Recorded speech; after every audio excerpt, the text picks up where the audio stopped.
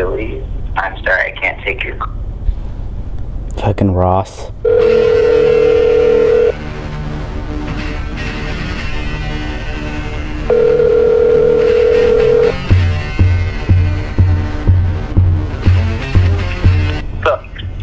Hello, Mr. Venegas. Sorry to bother you, but I would like to interest you in a special product that we're offering only today. Cheers. Have you ever been in the bathroom and just dropped your phone in the toilet and been like, shit, I need that back? Yes. Well, we have this fabulous new invention. It's called the shit glove. You carry this thing around and you put it on your hand, and it doesn't even matter if you pooped in that toilet, your hand already smells bad. I'm interested. How many of these products would you like today, Mr. Venegas? I can get you a special offer, and you can get this nowhere else. How much does this special offer cost? Well, generally in the store you can only get this item for about $100 a pop, but here we are offering it for $29.99 each. How many come with this offer? You can get one if you buy the $29.99 deal, but if you do decide to go with the store price, we will send you 6 pairs of this glove. 6 pairs? 6 pairs. That's like a bunch of gloves. There's so many gloves. Can I sign you down for some? I think I'll go over the trial run for just one glove. Okay, I'll sign you up for that right now. Thank you so much. You're welcome. Have a great day. You too. Oh yeah! Alright! Someone named their kid Boots. They were watching way too much Dora the Explorer when they were trying to figure out a name. But the Man Named Boots makes a mean film. Sorry to Bother You is a movie focusing on social problems that we're dealing with today in a weird 1984-esque lens. I'm getting a text. It's trying to show us our world in just a slightly different lens, and how we as a people are really, for lack of a better term, fucking ourselves over. We are looking at the world and trying to say, hey, everything that we're doing is alright, when in reality, it's just wrong. Like, a lot of what we're doing is weird. And this movie tries to comment on that in a couple different ways. The first way being what we've seen in the trailers. Cassius Green, played by Lakeith Stanfield, I believe. That's his name. I'm sorry if I pronounce it wrong. Lakeith Stanfield going up the chain of command at a company, and how that's affecting his relationships and how he views the world, and how every aspect of him working at this company is making him into a worse person, even though he's getting more money and the ability to do more at the company. It shows you how climbing the corporate ladder takes you farther away from being a person. And that's a very interesting message to show. Like, you aren't trying to just say this message about, oh, fucking, you're gonna become the man, like, you're gonna be just terrible dude, blah, blah, blah. It's saying that if you go down this path, you're gonna end up finding weird avenues, and people are gonna disown you, because if you don't stay true to who you are, then you're gonna be out of luck. You're gonna be in a creek without a paddle. You're just stuck there. There's nothing you can do anymore, because you've worked yourself too hard, and you're so focused on being corporate America that you don't remember being yourself. That is an interesting concept for a movie, and it's very interesting and well done in this. There's some weird aspects to it, but it's stylistic. It has so many twists, and I did not see the latter, third of this movie coming. There's one point that I will not talk about until I will specifically say spoilers, because if you know about this, the entire movie is going to change for you, and you're going to go in with a different overall view. I've only seen it once, and I want to go see it again with the knowledge that I have of it, seeing it once, and how it turns out in the end, because I want to see if I pick up on anything. There's definitely so much nuance to everything that each character does, and every action that is taken in the script, that it's probably necessary to see it multiple times to fully understand what you're trying to do. or what Boots Riley was trying to get across. The problem is, the characters aren't that good. And that's not necessarily a problem, but it's not the best thing in the world. The characters in this, there is one character in the whole movie that is very fleshed out. You know all of her ideas, everything that she wants to do, and why she's doing it, and that's Tessa Thompson. She is an artist who's trying to express herself and be just the best version of her that she can be, and she sees Lakeith Stanfield's Cassius Green, and she's watching his descent into madness at this company. And in the beginning she's dating him, but halfway through she dumps his ass because she sees that he's going down the corporate spiral and is making every terrible decision to better himself and not so much better the community. She's so interesting. Like, you fully understand, like, she's making art to get across a message of how in corporate America, or even in just America, we're acting like we're slaves again to our technology, our computers. That's the same thing as technology. To our technology, to our businesses. We aren't being the best versions of us we can be, and we're destroying our world while doing it.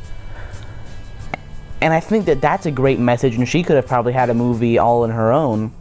But working as she does, she's very interesting in this movie. The problem then comes with every other character. No one else has a real character in this movie. Everybody's kind of bland, and the only reason that they're in the story is to definitely drive the plot forward. Like, Cassius Green, the main dude, I have nothing special to say about him. He is not special. In many situations, you probably wouldn't even root for him. If you knew this guy in real life, you'd be like, oh, cool, dude, good for you. But you're not avidly saying, dude, you gotta do this. I'm so excited, I'm so pumped for you to keep going in this chain of command. You're gonna be the best dude out there. Like, he's like an average Joe. It's almost like they want you to project yourself onto Cassius Green and more so put yourself into this scenario than watch someone else react to this scenario. Which, if you look at it that way, is kind of genius, because then it's making you get more involved in the movie and make you think, oh, how would I react to this scenario? How is everyone going to react to this scenario? And it changes everything. Like, I hadn't even thought about that when writing the script for this review. There's so many intricacies to everything done, and it's interesting. You watch as people disown each other and try to be more successful. The main thing for the first part of the movie is Cassius gets a low-level job at a telemarketing company, and him, Steven Yeun, and this other dude who literally was only the comic relief, even though everybody had the ability to be funny, he was the extra comic relief. I didn't think he did anything else. They decide that they need to form a union. And by the way, forming a union, that's Steven Yeun's entire character. All he wants to do is form unions all over the world. Unions for everyone. One for all, one for the union. He's trying to get everyone equal pay. And that's everything Steven Yeun wants to do.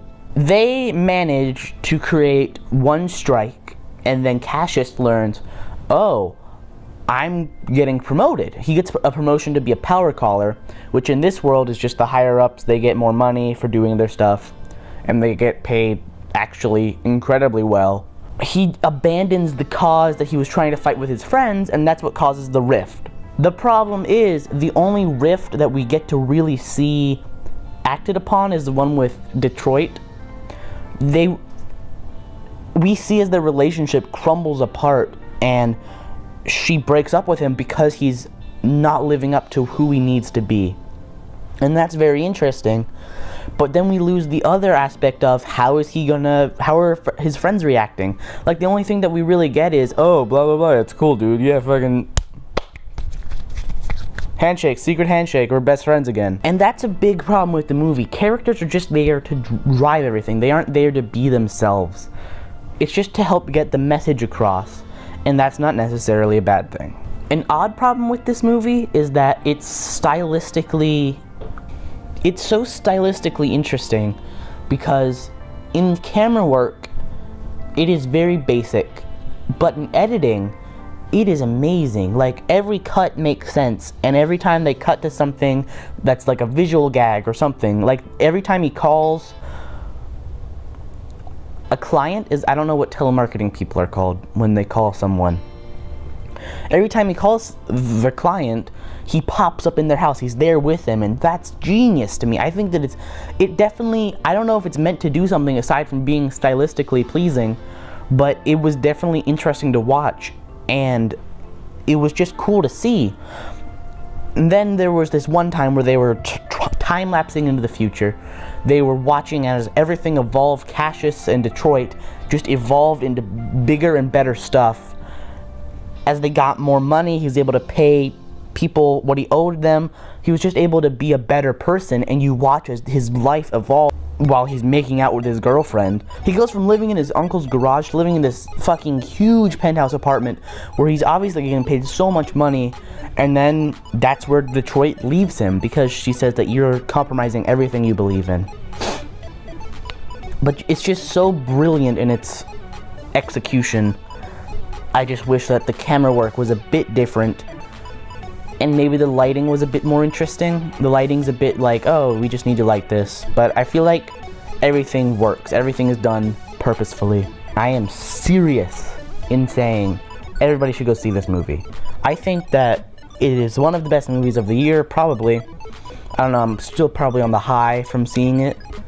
But I think it's brilliant, and you should go see it because it gets you talking for hours afterward. It has good staying power in your mind. You're always thinking about it. You're not thinking about it as a movie. You're not like when you go see Avengers where you're like, oh, that was a good movie. I really had fun. It's what message were they trying to get across? What did every single thing mean? And I truly believe you should go see this. So if you have not seen the movie yet, click off now. Go watch it. Come back. And then listen to me tell you how good it is. I'm gonna give you a few seconds to click off.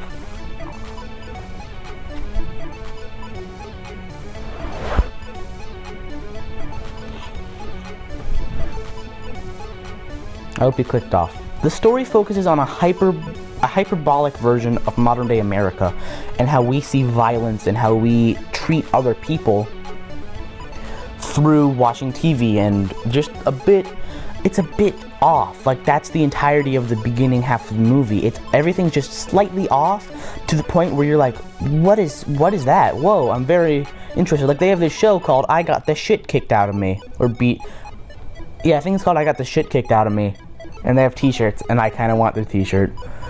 But it's showing that 150 million people in this world tune in every night to watch someone get the shit kicked out of them, and that's so interesting. It's a weird play on violence and how we all fantasize violence and don't think of it as a big thing anymore, even though people are getting hurt. It's destroying people, and that in itself is probably an entire thing. You can talk about the TV show for probably 40 minutes just discussing how interesting it is. But that's not the main plot. We're focusing on Cassius Green, who's a guy down on his luck who doesn't have a job. He goes to interview for a telemarketing job, and they're like, we'll fucking hire anybody. We don't care. Just be here tomorrow. So he goes in, and he does a few calls. He's like, oh, blah, blah, blah. Welcome to Dick Huggers Anonymous.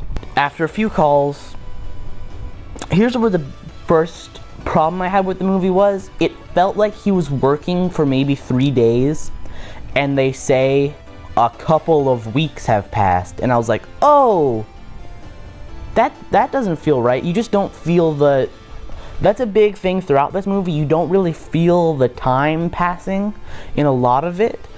You feel like it could happen in a very condensed amount of time, and certain aspects of it do.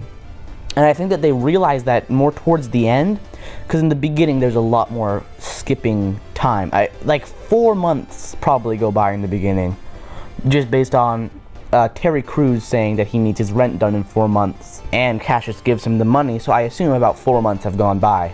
The entire world of the film changes when Danny Glover's character says to Cassius Green, you gotta use your white voice, which is apparently, in this world, is the way that telemarketers can go up in the chain of command and have so much power because they just, somehow it changes them and gives them the voice of David Cross.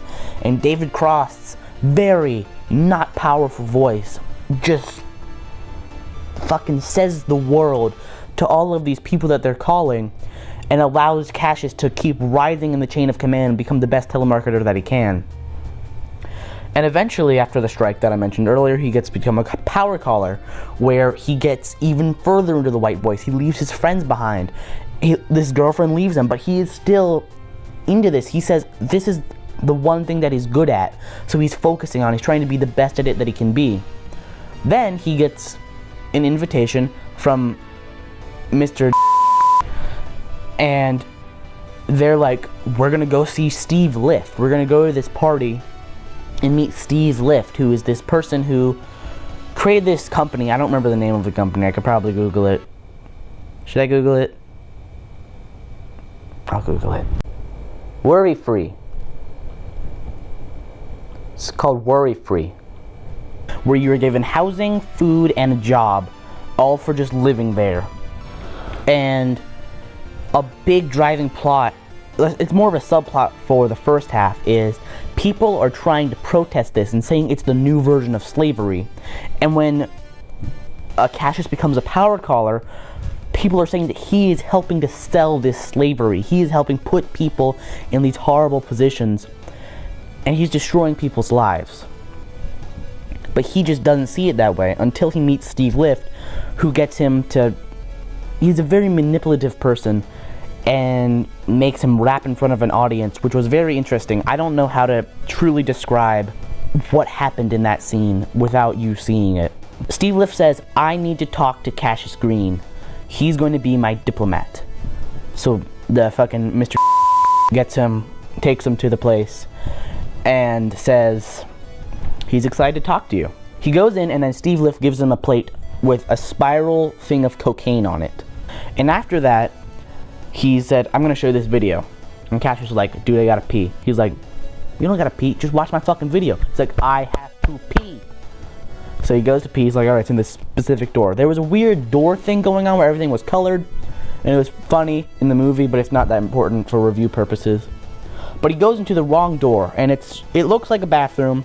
There's showers, and he gets to this stall, and he says, are you coming in or are you going out, dude? And the dude says, help me. And you're like, oh, what's this? So Cassius is like, no. And he's like, help me. So he goes over, he looks in, he opens the thing, and out falls a horse person. And like every normal person, Cassius freaks out and tries running away, where he backs up into a shower where there's another horse person. And then he runs out, only to be greeted by Steve Lift, who's like, if you had watched the fucking video, you wouldn't even have been freaked out by those horse people. He takes him back into the office. He's like, that's part of our plan. And their plan is to create the strongest worker possible by fusing human and horse and creating these monsters that look like the horse equivalent of the Ninja Turtle animatronics from the 90s movies. He wants Cassius to be their, in their words, their Martin Luther King Jr. of horse people, but he's being manipulated by the higher-ups. Cassius freaks the fuck out and says, no way, I'm never doing, no. So he runs, he says, alright, just call me. Then Cassius goes, he's like, I gotta fucking, where's my phone? He freaks out about not knowing where his cell phone is. When he finds his phone, the horse people have recorded a message on it and are saying, we're in pain, help us. So Cassius makes this plan to go on the TV show I was talking about earlier, I Got the Shit Kicked Out of Me, because they promised to show this clip to America. In return, he has to be on the show. And he is on the show and he broadcasts it. Then he goes on all these talk shows and he's like, this is a real problem. The next thing we see is, instead of people revolting, it's people accepting and saying, this is just the new norm, this is what's supposed to happen. And it's commenting on how in America we don't face our problems anymore, and instead we accept them and try to make them the norm and make it like that's what it's supposed to be. So this makes Cassius freak out, and he goes back to his friends. He's like, I need to help. I need to create a good cause. I tried, but I can't do it. And they're like, don't worry, dude. We got you. So they go to this mob where they all come together to fight back against the power callers. Because each day the power callers had to make their way through the mob to get to work. And they decide, we're going to revolt. The power callers are the first people that we need to do. We need to form this union to show that we can get some semblance of power back. They fight, and then the horse people are freed. Cassius freed the horse people. And they're now out in the world being free. And the union is created, and people are getting paid well, and paid very easily, I guess. Twist ending. The cocaine that Armie Hammer's Steve Lift had given to Cassius Green was actually the horse drug, and Cassius was now turning into a horse person. So then he goes and kicks the shit out of Steve Lift, assumingly, because he also said that there's an antidote. Now this part of the movie was weird, and I don't know what the horse person is supposed to represent. I know it has to do with America and how we're mistreating everything, but I honestly don't know what message is trying to get across, aside from we're being worked like animals and turned into animals. There's something there that I just can't depict, but it's just done in a weird way that's kind of, it's jarring in a way, because the first half, it's very believable that this reality could exist, but as soon as the horse people are introduced, you're like, oh, it's off-putting and weird, and you don't expect it from this world. But I think if you give it a minute to just kind of marinate, you can accept it and find something in it. There's always something you can find in this movie.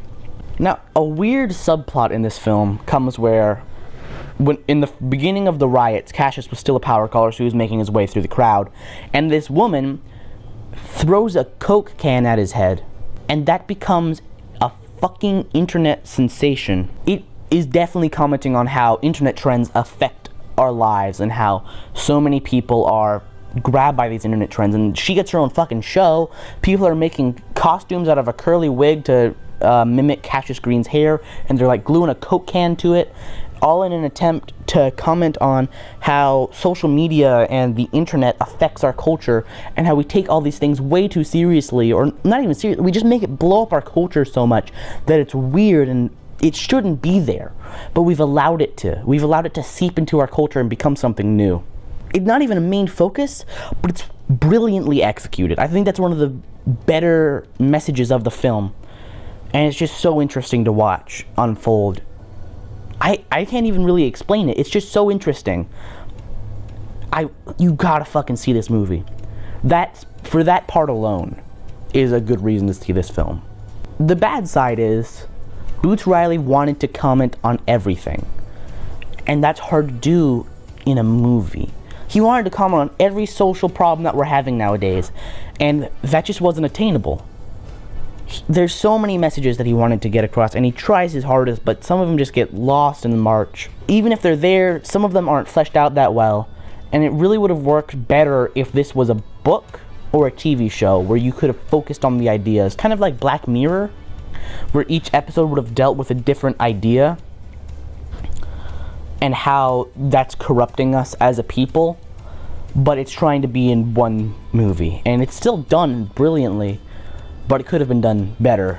I think Sorry to Bother You is going to be a movie that's going to change people. It has such a good message and such good sticking power that you talk about it for hours afterwards. You're trying to depict every fucking aspect of this because you're just so interested. You're trying to figure everything out. And it's one of the movie's greatest strengths. I highly recommend you go see this. I give it a 7 out of 10.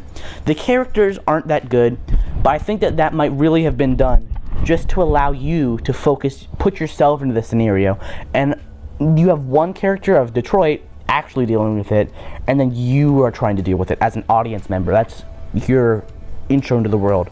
No one really does a bad performance, but they just don't have much to work off of. And I definitely say that you should go see Sorry to Bother You. It's so good. I don't even want to talk about it anymore. You need to see this. I think it's brilliant. Even if you don't really like it, I think that you will be able to find a message in there that you think is interesting. Sorry if this review bothered you. Wow, that's a fucking shitty joke to go out on. Oh yeah!